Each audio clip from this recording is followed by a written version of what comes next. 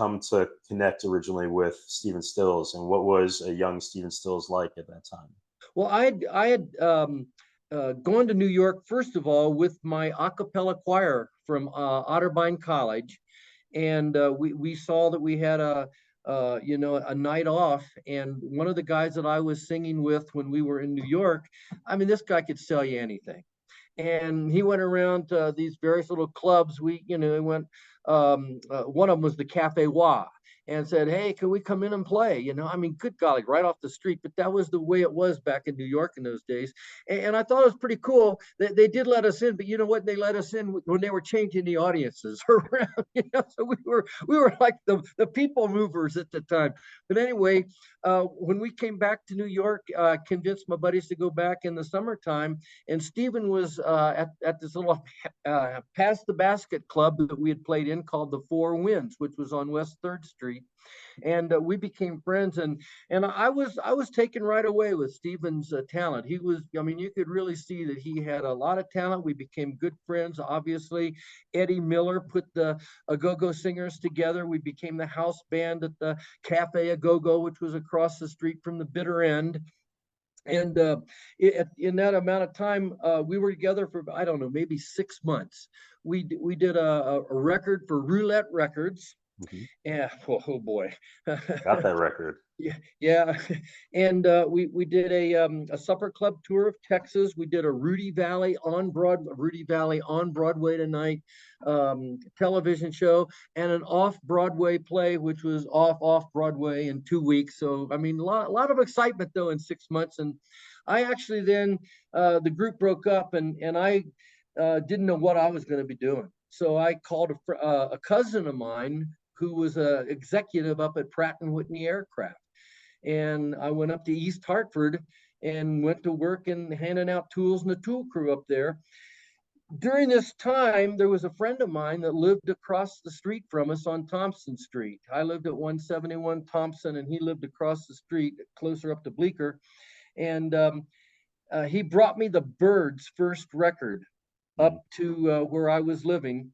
And he said, "You've never heard anything like this." And truly, I hadn't heard anything like it. By the way, his name was Graham Parsons. And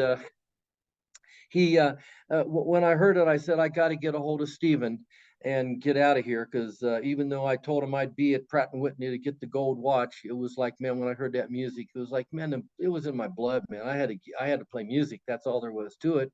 And in a roundabout way, I got a hold of Stephen. The only address I knew of Stephen's was his dad, who was in imports and exports, I guess, in El Salvador. And I don't know how I had his address, didn't have Stephen's address, but I sent him a letter, and I waited for a return, and it seemed like it was just never coming. And finally it came back. I didn't have enough postage on the letter. So I had to put another stamp on, send it back. And then Stephen did get in touch with me and said, "Come on out to California. Got a band together. All I need is another singer. And hey, let's do it again."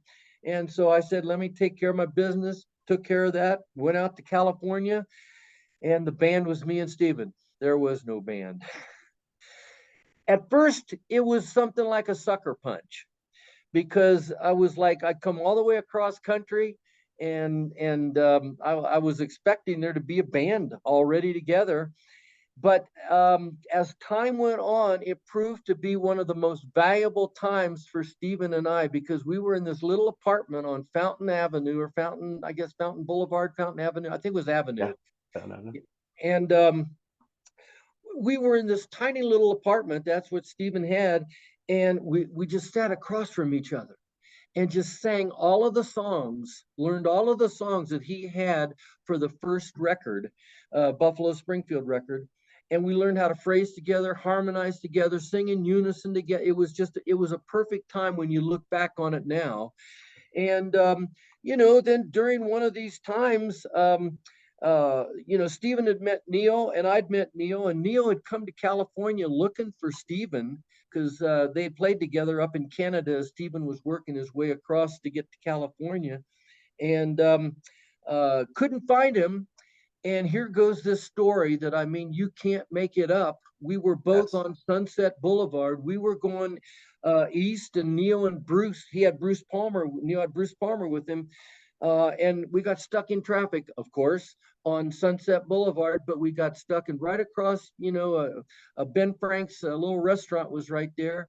And but in a traffic jam, we stopped. We said, "Hey, I know, we went across and and ended up in that parking lot, and that was the beginning of Buffalo Springfield right there." And came back to the little apartment and played Neil. Nowadays, our little, because I taught, I did that with Steven, after he taught it to me in New York, and Oh, so wow. that was the beginning of it, though. That's absolutely amazing. And were you writing songs as well at that time?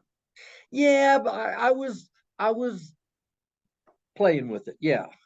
Stephen and I both sold a song once to Screen Gems, I think it was, during this period of time. The song he did was "Sit Down, I Think I Love You," which ended up on the first record and done by the Mojo Man. My record or song was a song called "My Kind of Love" that I don't even know. I think it was recorded on some Poco record somewhere along the line. But yeah, so I was writing, but really didn't I didn't really start to get anything recorded until one day I was doing this. We were doing the second Buffalo Springfield record, and I was waiting for the guys to come to the studio, and I was just sitting playing "A Sad Memory." Hmm. And all of a sudden, when I played it, uh, I'd gone over it 2 or 3 times and just waiting for the guys to come. And all of a sudden, the talk back came out, and it was Neil, and said, "We got to record that song." And basically, that it ended up being the recording, and Neil went out and put some guitar on it, and that was it. That ended up on the second record. And so that was the first song that I ever got recorded. And after that, then I just was working my way to try to learn about writing songs.